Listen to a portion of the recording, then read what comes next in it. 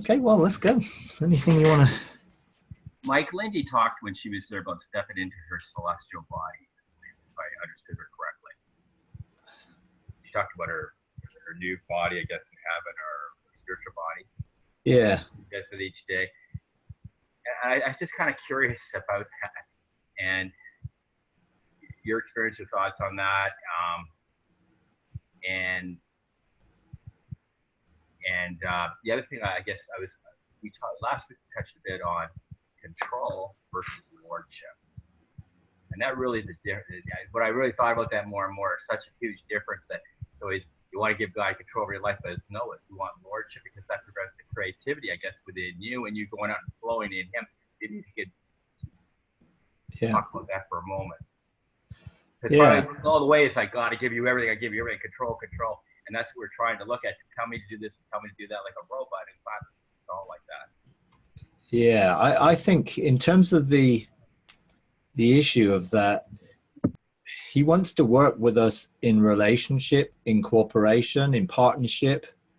He may be the senior partner, but in the sense where he's invested in us. So He's invested in our sonship. And He wants us to mature, to begin to think like Him, then act like Him, because we are close to His heart. So this cardiogenosis type, heart to heart, knowing His heart, sensing His heart, feeling His heart, and then that being the motivation for what we do, comes out of a love relationship, not out of a fear relationship or a control relationship. So, yeah, I think the wrong view of God promotes the wrong view of what surrender is. Surrender is a good thing. It's just saying, hey, I don't want to do anything that's outside of the intimacy of this relationship, which is going to in any way hinder this relationship. Therefore, I surrender my rights to do it independently of you. That's really what surrender means. It's not like I give up. It's because I'm not giving up. I'm engaging in something actively, but I'm not doing it from an independent position. So the surrender is the surrender of my right to independence. Now, that doesn't mean God takes away my right to independence. It's me just saying, hey, when I do that, it didn't work too well for me. So I would rather not do something without reference to our relationship. So Adam walked with God, and that walking relationship was a relationship which unveiled the Father's heart, and Adam outworked the Father's heart. And he was trusted to outwork the Father's heart until he chose to then follow his own path and disconnected from the walk, and got into the works, and that's the thing. So, I think some of it's the semantics that are connected to religion and therefore legalism. And we can use words that I think are an indication that our mindsets are still stuck in that legalistic way of thinking. And so when it comes to, control, well, we have a negative view of control. And our view of control is you are controlled into doing something you don't really want to do. But actually, when God is in control, it just means that His overall kingdom government is working and we're within it, but I wouldn't use the word control just because I think there are negative connotations to it, which people would pick up. So I'd much rather use the word surrender. And the lordship is just, I recognize my position within relationship to Him. And I'm a son and He's my dad. But He's a dad who knows way, way more than I do. And I respect and honor that He knows more than I do, but He's trying to communicate what He knows to enable me to do what He wants me to do.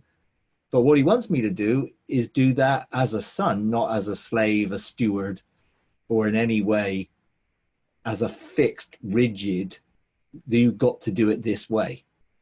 And I think when we find that place of intimacy, of rest, peace, we find we're not looking for the one right way to do anything.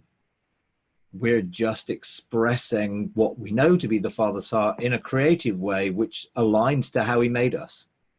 So the more we are us, the easier it is just to outwork being us without having to try and think about, am I going to get this wrong? What if I get it wrong? All of those negative mindsets that come with the, if I get it wrong, there is a consequence. Rather than, here's an opportunity of, in this amazing relationship, of outworking my sonship to fulfill God's heart. And there are infinite possibilities of doing that. And he's happy with all of them.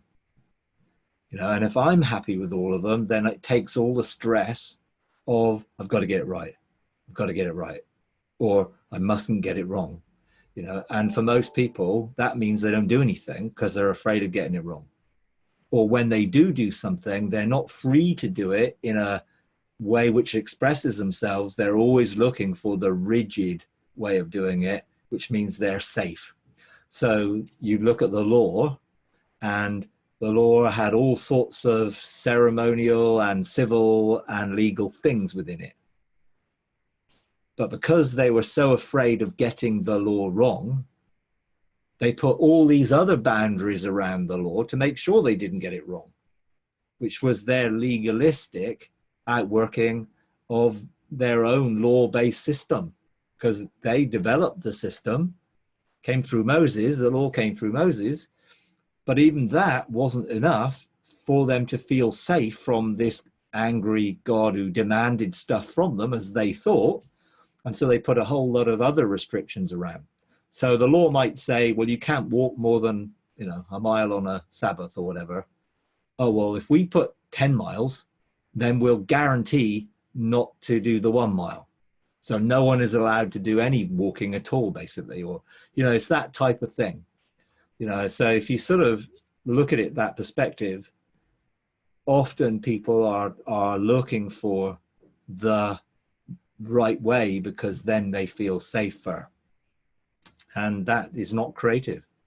And that's not God, how God wants us to be. You know, he wants us to be free to be us within the confines of a relationship, which is a safety place for us to be us, because he's encouraging us and supporting us and helping us in that process. He's not there to micromanage us. You know, and that I think is what religion is. It's micromanagement. And legalism is an outworking of micromanagement, in that everything is a legalistic approach to it. So you've got to cross every T and dot every I and make sure everything's in its absolutely perfect place.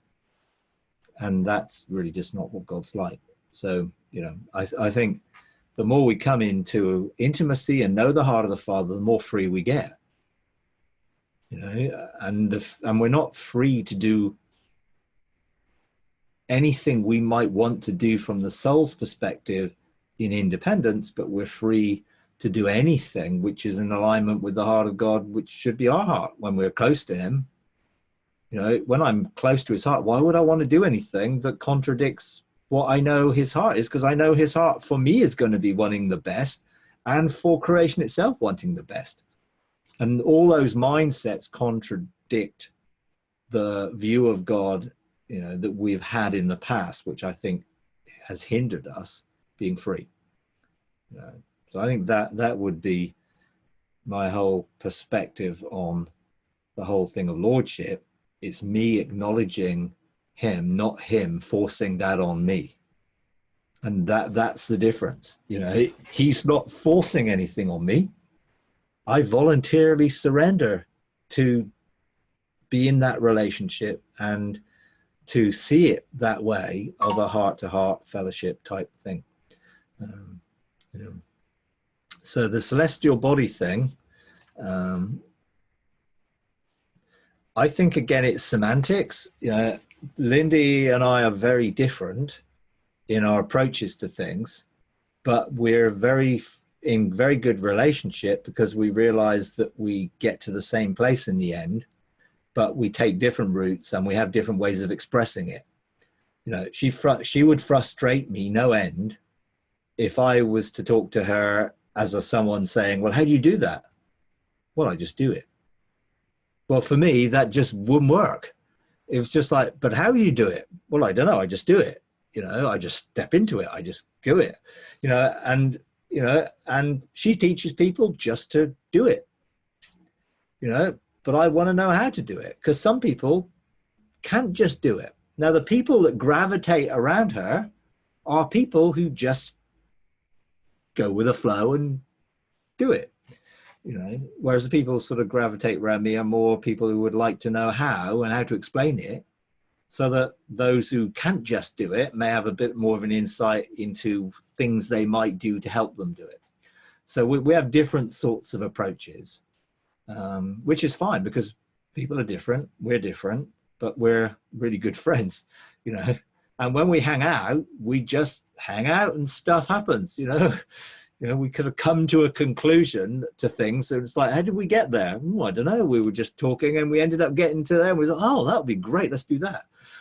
So we're very relational in how we do things. When talking about stepping into a celestial body, I don't even think of that concept. In one sense, I don't even sure what that concept is. But if in any way it is engaging in the realm of heaven or in the realm of eternity, whatever other dimensional perspective, and in that realm as a spirit being, taking on the identity of that spirit being, and then our whole being coming into alignment with who we are and where we are in heaven, then I would see that as what I would do.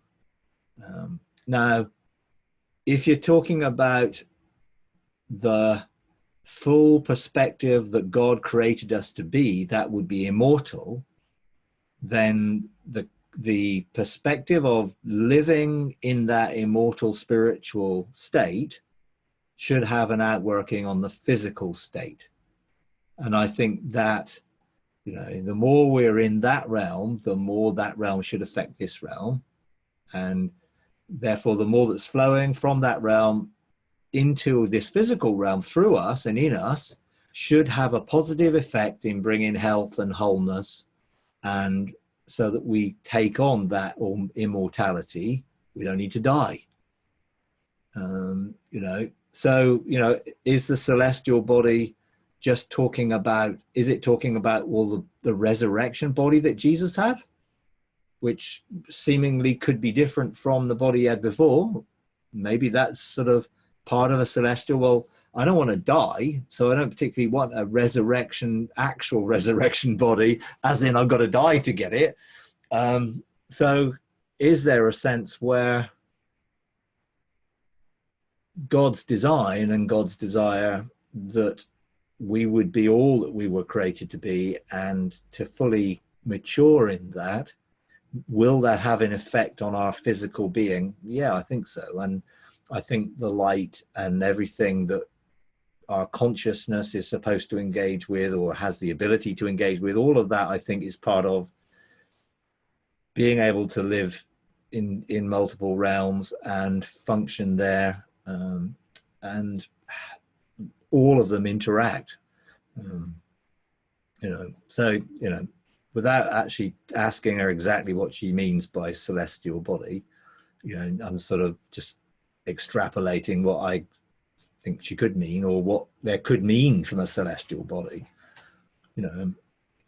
So when we go up to heaven, or we're already there, our bodies look different, right, when we're up there than down here, our physical bodies. So because I know it is a physical body, isn't it? It's not a physical body that you're there in. Your physical body is designed for this realm. And when Adam had an original physical body, it was surrounded by his spiritual body that enabled his physical body to travel in different dimensions. So could that be the celestial body? Well, possibly so. But I don't at this point in time, when I'm in that realm, my physical body's not going. Right. Yeah, but my soul is going, and my spirit, and joining my spirit, so I'm consciously aware of that realm. And when I see myself in that realm, I'm not seeing myself, I've learned not to see myself effectively from the memory of what I look like here. So, some people would say, your physical appearance there, or the way you look, we're just trying to describe something in it which is spiritual in a physical way, is a much, because the spiritual realm is just as real as the natural realm. It just functions on a different physics, if you like. If I'm there spiritually, I used to see myself as I remembered I am here, but I don't anymore. Because the more I spent time there and just being there, the more the light that I am, or the representation of that light, is more what I perceive. But most of the time I'm there first person. So I'm not really looking down to see what I look like. You know what I mean? I'm just doing stuff. But sometimes there is a sense where, I've had my hand held, and there is a sense where this is how you relate to that realm, because, are they physically holding my hand? Well, it's pretty much irrelevant ultimately, because I'm feeling my hand held. Now, whether a spirit can hold a spirit's hand is the way it's a description of something that means something, rather than, it necessarily, having to be exactly that. So I think things are representative of, but it's easier to relate to it if it's relating to a grid of reference that you've got. If I had to relate to it in terms of some quantum entanglement of particles between my spirit and someone else's spirit, which potentially it is, it would be a bit odd, because we don't do that stuff here. So you would then have to sort of try and find a way of engaging that, and it would be, oh, I'm holding someone's hand. So you might as well perceive it as holding someone's hand in the first place, even though it probably has a deeper spiritual and scientific basis to it in that way. But hey, I mean, it's what we will be in the ages to come, who knows? And I think there must be a restoration to what God originally intended, and a progression from what he originally intended to what could be. Because if we were not perfected, then the original intent was only the beginning, not the end. So I believe we're going to get restored back to the beginning, to then follow where that will lead, rather than taking a shortcut, which wasn't a shortcut, but was a diversion down our own path. So if Adam originally was connected to heaven and earth and could walk with God in the various gardens, because his spirit was able to encompass his body, then I believe we will have that capacity once again. In some sense, I'm practicing that now by actually looking to overshadow my soul body with my spiritual boundary, if you like, and seeing that atmosphere permeated with what's flowing out of heaven and flowing through me. So I'm looking to see the boundaries of my spirit extend over areas that I have responsibility for, my physical being. And I'm looking to release rivers of living water, or light, or whatever an analogy you want to use, or frequency, into that atmosphere around me, so that that atmosphere then can expand. Now it can expand spiritually in that there's no boundary in the spirit, so I can engage all of my family wherever they would be in the world, or all of the Joshua generation wherever they are in the world. It's not limited by that type of dimension. But where I walk physically, then I do believe that I need to be aware of where I'm walking and what I'm carrying, and like Peter's shadow, healing somebody because they had an energy field which carried with it in terms of the energy to heal, as Jesus did. People touched him and drew power from him to heal, to be healed, because they were touching into that energy field. And I think the same as us, we can develop an energy field which is supposed to bring life wherever we go. If we have a flow that's coming through us into this physical realm, and to create a spiritual dimension around us that it can be touched by others and felt and experienced and, benefited by ultimately. So we're in process. So, what we will be, we'll become, and it's quite difficult to decide what that will be because it's becoming rather than we've got other than Jesus as a model, we don't really have much else other than going back and seeing what Adam did or looking at it. But we're still then looking at it from the mindset that we carry, which needs interpreting what we see. And that's the problem when you see something that you've never seen before. How do you frame it? In what way did you interpret it? So I could go back and look at Adam and I'll be like, whoa, what am I looking at? Am I looking at light? Am I looking at a physical form shimmering in light? What is it? What did he look like? And what he looked like is going to be interpreted by what I see from my grid of reference all the time. And that grid of reference can be shifted by experiencing other things, and the more I think we experience God and those dimensions the more we can then relate to things. So, some of the Old Testament scriptures, which were freaky stuff like Ezekiel and all that stuff, was trying to describe, the wheels within wheels and, beings with wings and foreheads and, all of that type of thing. And there is a sort of perspective of, yes, that engagement he recorded, and it was something that he could obviously relate to in some way because he related it in a physical way. But there's also other completely dimensional perspectives to that which he didn't have a clue about, or if he did have a clue about it, he couldn't describe because he didn't have the words to describe it.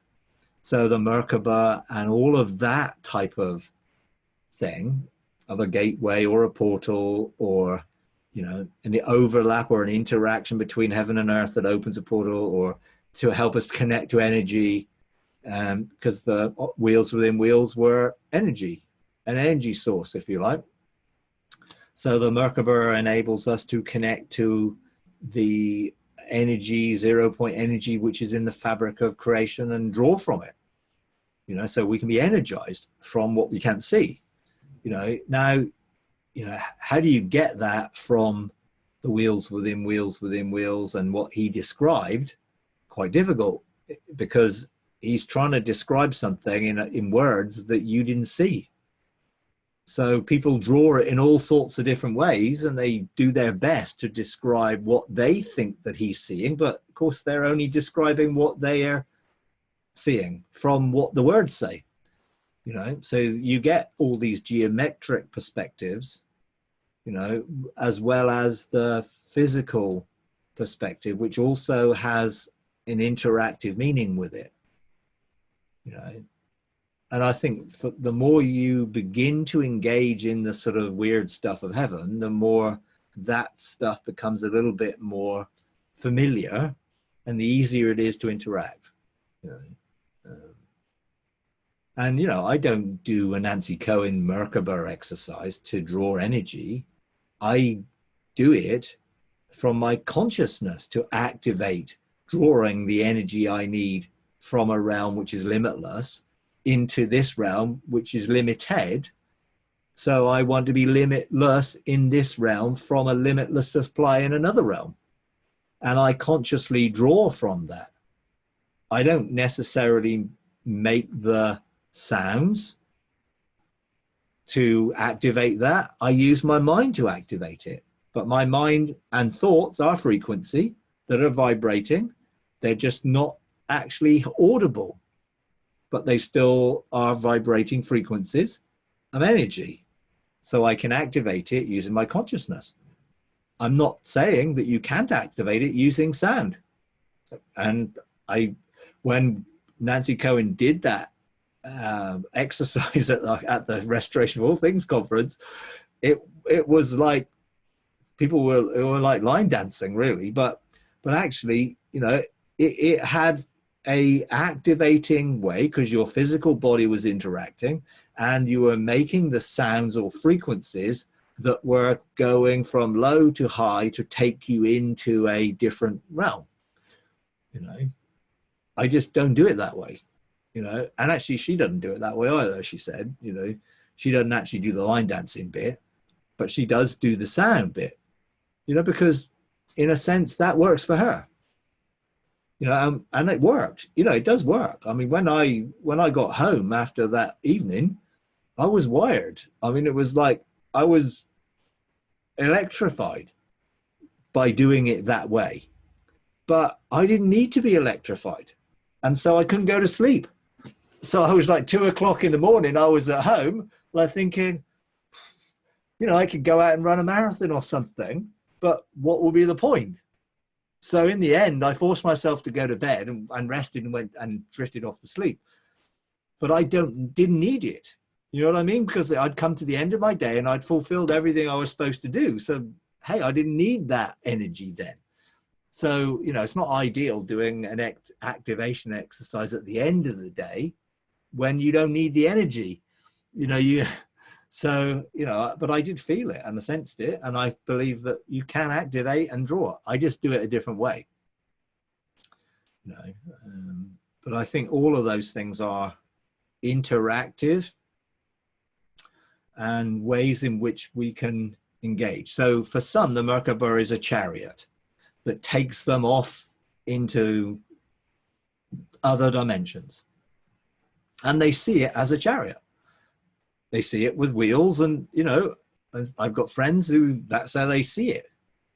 You know, others would see it as the power source that's moving their throne around the universe. I mean, there's all sorts of different perspectives, you know. I just sort of don't really need a image or something to operate in it. I've just learned to do this as a part of life. So I don't really picture something, you know, I just do it. I engage it. But I used to picture, you know, stepping through the doorway or engaging in that way. Now I'm just connected. So my soul joins my spirit. I don't have to go through a door. In reality, it is a door. It's an opening, you know, or a wormhole, whichever way, you know, there's all sorts of descriptions, you know, that's taking you from one dimension to another dimension. And you can then become conscious of the other dimension. I just have to think and do, you know, it's quite simple, you know, whereas when I practice and practice and practice, I used to practice thinking about the open door, the invitation to come up here, perhaps the steps of Jacob's ladder that you could walk up in, you know, all of those things were just helpful because they were things that got me familiar with the path, to then that path becomes just automatic when I just activate it, you know. And I think the same thing with lots of different perspectives. We start one way to activate and we end up being able to do it pretty much instinctively without having to go through that thing. Same with our gateways or anything else, you know. When I would initially engage them, I walk through them all with Jesus. I would consciously engage, seeing the flow through them all.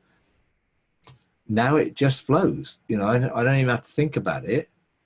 It's just flowing because I activated it and activate it and activate it, and it's flowing, you know. So I don't have to do the things that I would teach other people to do now, and hopefully they won't have to do those things other than if they get into a rut and a ritual. And that's the danger of doing things by formula. It can become ritualistic. So, You know, if someone finds saying Yod Hey Vav Hey to enter in works, that's great. But that might not necessarily be the way you have to do it forever. You know, because once you've activated and once you've learned to go in, then it becomes more of a reality of how you live.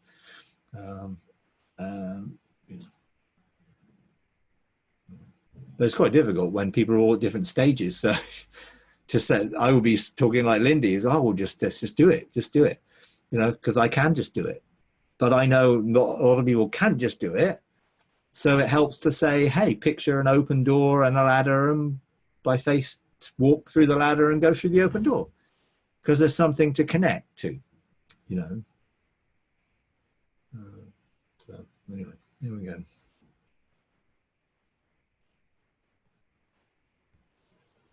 Okay, anything else?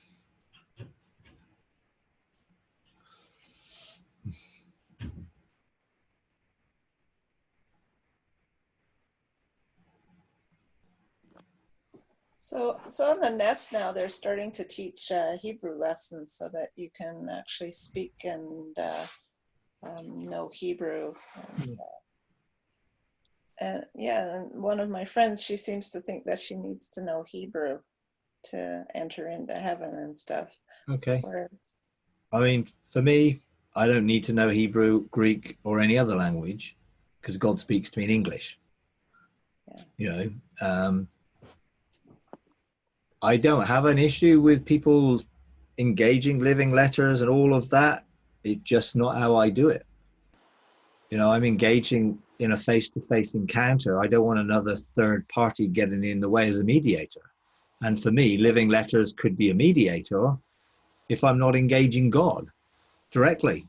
If God led me to go and engage a living letter for some particular reason, then that will be fine. But he never has, so I never have.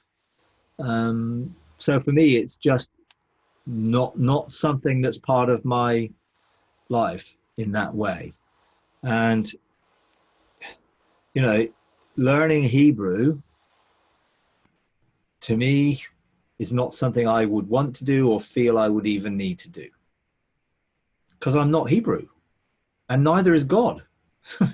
Bottom line is, you know, that's, you know, the reality is this is an old covenant language. I don't want to live in the old covenant. You know, I'm just not interested in any of that type of thing because I don't want to live in an old covenant perspective. Part of the two pillars of my mind that needed deconstructing were Greek and Hebrew thought. Because a lot of what people are learning is not old Hebrew of the Old Testament, it's modern day Hebrew. And it's changed over the years a lot. You know, and I'm just not into any of the Hebrew Israel stuff at all. Because I want to live in the new covenant, one new man in Christ, and I don't want to be tied to another form which has faded away.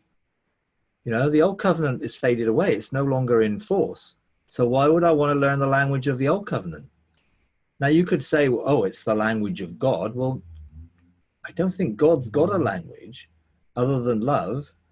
You know, he communicates with us in the way that we can connect. And if you want to connect with him in Hebrew, great. But you're never going to learn Hebrew like someone who was born 4,000 years ago, who would understand what the Hebrew picture language meant and the stories and everything else. You know, it isn't going to happen today. So for me, it would be a waste of time for me doing it. But I'm not, if people want to do it, people are free to do it. And people will make a lot of money trying to teach them how to do it, you know? Yeah, but they say that there's secrets and revelations with you learning it. Yeah, but don't we have access directly to God who can tell us all the secrets and revelation he wants us to know? Why do you need to? It's the same as going through the Zohar or, you know, any of those mystic books. Why would I want to go through another book? I'm not even wanting to go through the Bible, let alone go through another book or another language. to engage with another story that I got to reinterpret? Why? You see, to me, this again goes back to going back to this mystery stuff. And actually, God wants to unveil the mysteries, not try and take us deeper. And I know people like Dr. O and all those people, oh yeah, there's all these mysteries within the Bible, blah, blah, blah, blah. Well, great. You know, if they want to go into Bible codes and all that stuff, they're happy. I'm happy for them to do it. I don't need to do it. Because if God wants to know me to know something, he'll tell me. And if he tells me to read something, then I'll read it. But I'm not going to do it because I think this will help me get an understanding of mysteries that God can't talk to me in English. If he wants me to know something, it doesn't make any sense to me. You know, because it would very much be a backward step. When I've learned to communicate with him face to face, heart to heart, I don't want to go through another mediation, and another language to me would be a mediation. You know, now those who already know that stuff, Dr. O, who comes from a Jewish background and all of that, then God is likely to talk to him through things like that because that's things he understands. You know, God speaks to me through science. He speaks to me through things I'm related to, you know, but I wouldn't go and study science so he could speak to me through it. I already know quite a bit of science, so he speaks to me through it because I know it. So he uses what I already know to show me more. He doesn't want me to learn something so I can communicate with him. He communicates to me direct. You know, and some people, you know, have different things that they're into, and God will speak to them through those different things. But he doesn't necessarily means you have to go and get a university degree in that so that you can better understand God. God is just trying to communicate, and he'll use the media that we are most familiar with to communicate with us. For me, that's not Hebrew, and therefore he's not going to ask me to go and learn Hebrew because it will be an irrelevance, you know.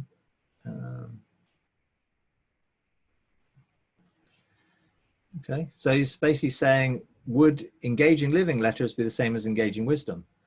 Yeah, but God told me to engage wisdom, so I did, you know. And wisdom sometimes engages me. So if a living letter came along and started talking to me, I wouldn't turn my back and walk away. I would engage it because it'd be like, okay, why has God sent you? Because sometimes God sends messengers, whether they be angels or cloud of witnesses, he does. And I've no problem with engaging with a cloud of witness because God will send them or on assignment or whatever.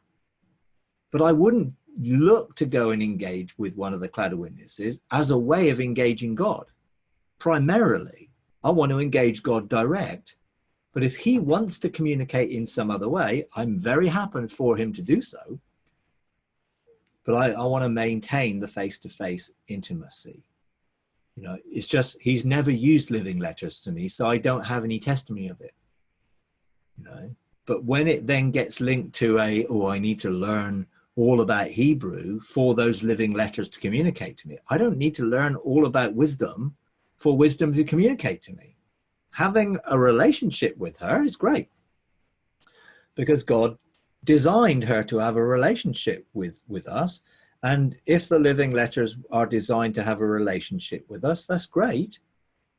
None of them have ever sought me out for a relationship, and God has never introduced me to any. So for me, it just doesn't seem to be something that he does. The same as he doesn't speak to me through numbers and, well, you know, 111s and 222s on clocks and all those things. I don't get any of that. But he definitely does with other people, and they get it all the time.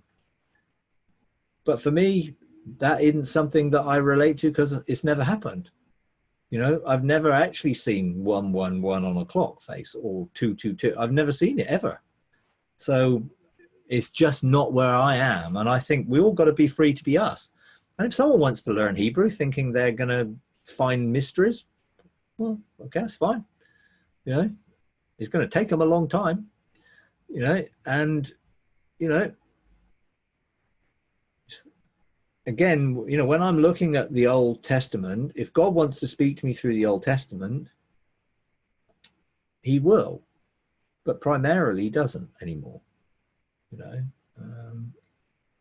So yeah, it's one of those things which I think is the latest fad that people will probably go through, pay a load of money, learn a load of stuff, and find out that they know no more than when they started in reality. Because ultimately, I don't believe that's the key to the mysteries of God. Knowing Hebrew, Greek, or any other language is face-to-face engaging God is the key. If they spent more time in intimacy with the Father as they did learning Hebrew, then they would get way more out of that than learning Hebrew. You know, because how much time are they going to spend learning a language when they could be talking to the God who communicates? So, and I think that's the same with anything else. And that's why I don't study the Bible or spend my time doing all that, because I'd much rather hang out with God and hang out with the living word rather than try and fathom out the written word, which I don't understand a lot of in reality, because most of it wasn't written for me. But my relationship with God was designed for me, you know, in that way. Now, I don't want to dishonor those who teach Hebrew or whatever. That's fine. And those that have insight that they give people that opens up revelation for them, you know, I know there are quite a number of people who are doing that. Awesome. You know, and that's not a problem to me. It's just, it's not where I would am and what I feel I need to do. You know, and I remember listening to Carl Whitehead talk about the Hebrew letters that make up the word shalom, peace. And he described breaking down the individual letters and the numerology of it, you know, the gematria thing. And he sort of broke down the pictures, and, you know, each thing had a picture towards it. And he expressed this beautiful thing of peace, and it was lovely. And as I was listening to it, I thought, this actually sounds quite familiar. And then I went back into my journals, and about 3 weeks earlier, God actually said virtually identically, word for word, the same thing to me face to face. So I thought, hey, God can speak to me and give me that sort of revelation without me having to go and unpack, breaking down every Hebrew letter and the pictures that those letters represent in a word. I mean, can you imagine how long it would take to go through every word in the Old Testament and break it all down for God to speak to you? You'd never spend any time with him. You spend all your time actually studying to break it all down and figure it all out. And it's really interesting. Don't get me wrong. You know, it's like, yeah, well, that's really interesting, but I'd rather actually just hang out with God more than just spending time studying anything to try and find out more about someone I can hang out with and trust he'll show me what he wants me to know. So, you know, I journal all our conversations and what he says and what we do and what he shows me. That for me is all I need. You know, and if there's anything else, he'll show me. You know, and that simplifies it all a little bit and takes the mystery out of it. Because it, you know, there's a sense of the mystery is there to pursue, I understand, but that was, a lot of that was Old Covenant. You know, God has hidden things for things to look at. Well, Jesus unveiled things so we could see them. So I think Jesus is the express image of everything, of who God is, to unveil and reveal him and bring the light into it. I don't want to go back into the mysteries that were in an old way of doing, the shadows and types and all that, when I can engage the reality. So, you know, I don't want that to come over as harsh. It's just, you know, this, I wouldn't want to be encouraging people to learn Hebrew when they could talk to God. You know, and, you know, they would, for me, benefit so much more from spending that amount of time with God. You know, and it's funny, isn't it, that people are willing to do all that and maybe not spend the time with God. Is that not sort of a pathway of the knowledge of good and evil, or the do-I path? I'm going to do all this so I can get that, rather than, hey, I'm just going to enter into this amazing relationship and enjoy it. You know, but anyway. Mike, do you think children ascend to heaven? I think children's spirits are active, engaging in all sorts of different things. And when they're little, before they've had a chance to had a lot of stuff taught out of them, or, you know, put off limits by education systems, I think they are more perceptive than afterwards. And so I do think they perceive things. You know, you have obviously when all the Toronto stuff was going on, you had kids who were talking about seeing angels dropping cotton wool and all this stuff on people. You know, their way of describing something, they could see it when other people couldn't. You know, so I do think they are more likely to be sensitive and being able to engage. I don't think it's probably an active engaging in heaven, perhaps like we would do, because they've probably not been framed cognitively around that. But if you do that with your children or grandchildren, they would be able to do it. You know, it's not that they can't do it, but do we spend the time helping them do it? Do they do it instinctively? Maybe their spirit does. I'm not so sure that their soul does, because their soul is still tied to cognitive knowledge. I mean, it may be that those who are very spiritually aware may discover and find these things are open to them. I don't know. You know, I do think children find it very easy to be able to engage when they're at an age, until they get self-conscious and self-aware, and peer pressure and all the other stuff comes on, and all the educational stuff, which is teaching them logic and language and everything else. Do you do it with your grandchildren? Yeah, I've used sort of Helen Tave's books, you know, Jacob's Ladder and the Courts and whatever, you know, a little bit. And I think, you know, the more you can do that, the more they will find it easier to maintain that. It's easier really with a consistent approach that parents can give, rather than, you know, how often we see our grandchildren in terms of sleepovers and things where we could spend that much time with them. You know, it's probably slightly less, obviously, than they have with their parents. You know, but we'd certainly be looking to encourage them spiritually, and I'm always overshadowing them with a view of calling out their destiny and, you know, engaging with their angels and that type of thing. But I would have definitely done things differently with my children if I had known what I know now back then. You know, just didn't. So, yeah.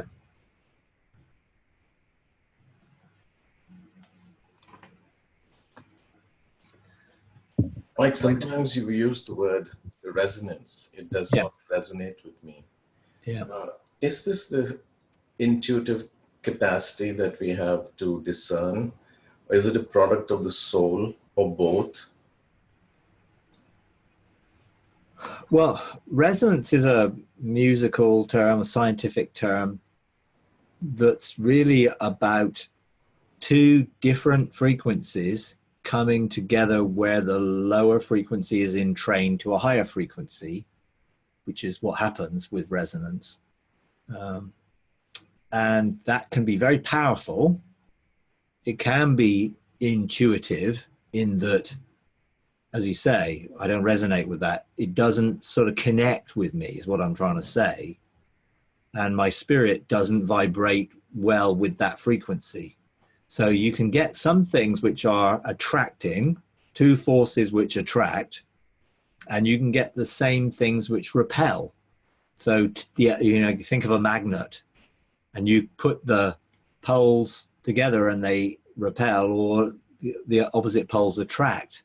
And I think it's a little bit like that. Sometimes your spirit connects to something and it just is attracted to it, and you feel, whoa, there's something in this, I'm going to find and pursue it. And other times it's just like, no, and the same thing would be, I don't particularly resonate with, Hebrew language, or any, I don't resonate with it. It isn't doing anything to connect me in my spirit at this moment in time. So I think there's a higher principle to it, in that the closer we get to the frequency of God, then the more we entrain to be like him. So that's what happens. So the more our spirit spends time with God, the more our soul begins to interact with that resonance. So you can have an interaction which is non-cognitive, that's going on all the time by living in the presence of God, that because our soul and spirit are connected, quantumly entangled, my soul can be affected by what my spirit's doing instantly all the time. Then if my soul is in a cooperation and agreement with my spirit, then my soul resonates with what my spirit's doing and comes into alignment, and I'm one. If my soul is in contradiction to what my spirit's doing, then I get the tension and resistance of repelling that. That's what independence does. It repels what the spirit's doing to maintain its own frequency and to not come into alignment. When we surrender, we're surrendering to those higher frequencies to come into alignment, to resonate with them. And it's what happens. And I felt that happen when my soul and spirit were separated, reintegrated. It felt totally different. And my soul was then just continually being entrained to what my spirit was doing. Now, when your soul and spirit go together, then there is that connection, harmony that you get by doing something in oneness. But you can be one even though you're not doing something together when you're connected. So I do think we need to develop those discerning senses that would become tuned to things. Now, that's not to say that I might be repelled by something which is good. It may not just be good for me at this season in my life, or it may not be good for me because that's not part of my destiny. So some things, it's not that I'm repelled by them because I'm wrong. It's just my spirit is not resonating with them because it's not the time, season, or never will be. And that's okay. That's why we've got to be careful that we don't say that someone else is wrong. They're just doing what they're doing. Maybe because they do resonate with that, and for them, that makes total sense. But for someone else, you can see the same thing and it doesn't make total sense. Which is why, we can have these different viewpoints, and it's okay to have those different viewpoints.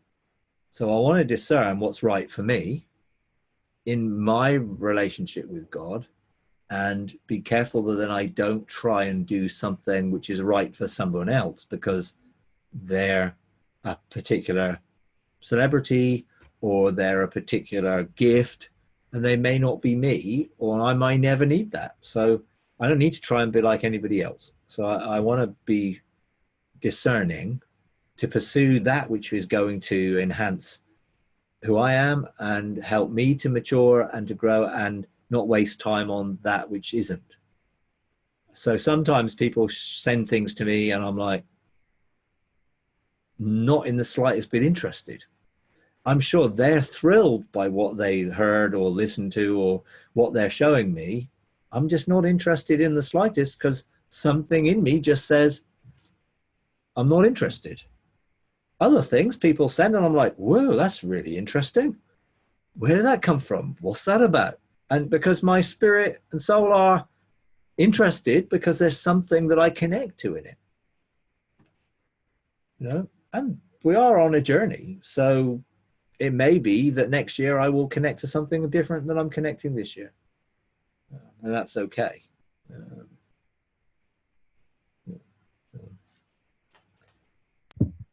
Mike, you were saying while you were talking earlier this morning that when you're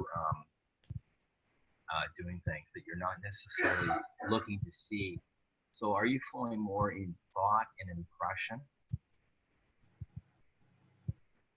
Well, no, I'm just seeing with my spiritual eyes, which which not a visual format. You know, it's like being somewhere and becoming aware that you're somewhere. So like my soul, and I'm engaged here and I'm talking to you. And my attention is on here. Now I could then tune into something of the spiritual realm around what we're doing and see into that realm if I chose to. And then I could engage with something spiritually, perhaps your angels or other things that are in that realm. If my spirit is engaging with God, then, and I become aware of it, then I'm then coming into the sense of awareness of what I'm doing anyway. And that's how it works for me. I can, that information is then available to me as a flow of thought or information, you know. It isn't something then I'm going to try and see, because I'm there, you know. And if I'm talking to you and I'm looking at you and I'm then going to connect to where my spirit is, I'm still looking at you. So the visual information, which is coming to my physical senses, is still visual because I'm looking at you. But now I'm also connected to a flow of other sort of information from my spirit. So I don't need to know what my spirit's doing until I need to know what my spirit's doing. So then I just tune to it and I can describe it to you, but I'm not seeing it in the visual sense, but I'm perceiving it just as clearly in the spiritual sense. And I can describe the throne or the angel or whatever. And it can be a very visual description. I'm just not seeing it, you know? So the same thing would be, let's say you take an image on your digital camera, you know, and you want that image to be seen on the computer. So you have to transfer the image that's on the digital camera to the computer in one way or another. Now, years ago, that used to sort of have a cable that you connected to your camera and you connected to the computer, USB cable, and then you downloaded the file that went up that cable in the form of some sort of electrical impulses, which are ones and zeros. And then at the other end, your computer was able to take that ones and zeros and turn it back into the file, which was the image, which you click on and you can see. So if you learn the ones and zeros, then you don't have to have the image to know. It's just the same information in a different form, isn't it? And now you can do the same by Wi-Fi or Bluetooth. You don't even need a hard wire to connect your camera to the computer. It just is transmitted by Wi-Fi signal. So again, what is that? It's still information that's being passed, and it's still ones and zeros. It's just now being passed not on a physical data link, but on a non-physical, you could say spiritual, in that way. So spiritually, my spirit can communicate to my soul through an information of spiritual ones and zeros that I've learned to interpret. And I don't need the image either end in that way for me to be there. If I was to describe it to you, then I need the image that I'm going to take the ones and zeros and say to you, this looks like this. There's a throne and a crown and a thing, and there's an angel, and there's this. And so I'm taking the ones and zeros, and now I'm turning it into something that you can perceive. If you learn to understand my ones and zeros, then you could actually discern the same thing that I'm seeing, but you can't. But I do believe it's possible that we will be able to communicate in those sorts of ways when we learn that spiritual language, and we are able to pick up each other's Wi-Fi signals, if you like, and connect. And I do believe that will become possible, because maybe the grid system and the internet system that we have at the minute may not be there forever in that way. So we may have to communicate in different ways. So it sort of helps to have a way of looking at it like that, which gives you sort of the insight, you know. So I could, you know, have an image at either end, or just the information that for me is just the same as the image. Because information is information, regardless of which form it's in, so long as you know what it means. So some people who are very, very skilled in mathematical things, some people like savants and people like that, could look at a series of ones and zeros and actually tell you what it means.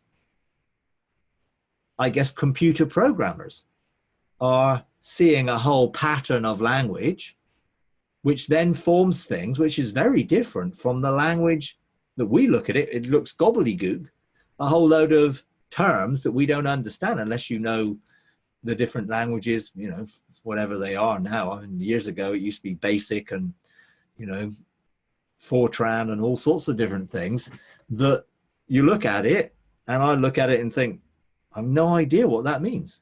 I didn't understand the language, and I could look at it, someone else would look at it and say, that's this. And I think it's the same spiritually. You know, we can tune and engage in a way that brings us the perception of that reality. You know, people just strive to try and see all the time. You know, that's they try and see, and actually the flow may be coming in a different format, and they're missing it because they're trying to see, because they're trying to think it's an image, rather than it's information, it's communication, and it's a flow. So tune into the flow, and then that's the key. At the end of the day, it's really coming to a point of perceiving the reality of that flow and knowing. So, you know, I know what my spirit is doing. It's a knowing information, which most of the time I don't need to try and interpret in any other way, because I know. It's only if I'm trying to communicate to someone else who doesn't know that I have to use a different form of communication, often in words or images. You know, because I know what God said to me. For you to know what God said to me, I've got to tell you, or he's got to tell you. So I can use words to tell you, or I could tell you in a picture, or I could show you a picture, so that you would know what I know. And we all need to sort of tune into the way in which we're wired to know and to experience, and that may be different for others. You know, I think there's differences of opinion on the issue of seeing and hearing and knowing. You know, you've got the Ian Clayton camp, who would be very much, if you can't see it, then you can't have it, an emphasis on that's a visual seeing. And you've got Dr. O, I saw the other day, put out a thing to say, hey, hearing is much more important than seeing. You know, and, you know, are they contradictory? Maybe not. It just depends on what they were trying to communicate, you know. And knowing, seeing isn't just visual, you know. Perception is not just visual. So clearly, yes, we need to perceive something for us to be able to engage it.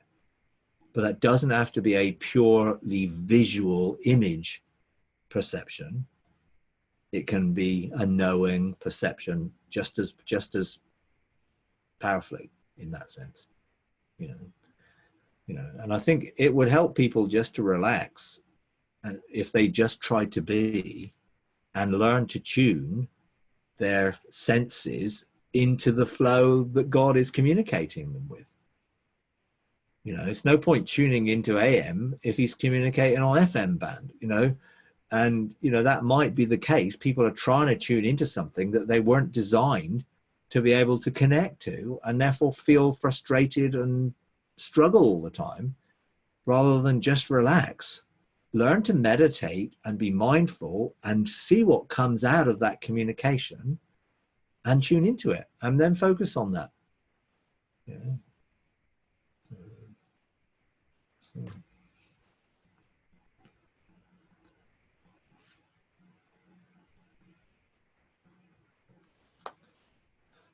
It's quite funny when you watch speakers and they're main speakers and they're in the same environment. It's quite interesting just watching how they interact with one another. And when one of them says something that they thought, oh, that might appear that I'm being negative towards somebody else, and they're not, but they're just saying it in a way. And sometimes they're like, then backtrack or try and reframe it because they don't want to offend, because that's the way it is, And I think we just need to be free to be us and to express things the way we express them, but to be aware that other people express them differently, and that's okay as well.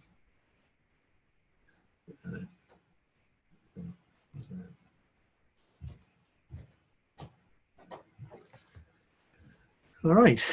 Okay, I need to leave it there. I've got another meeting in a minute.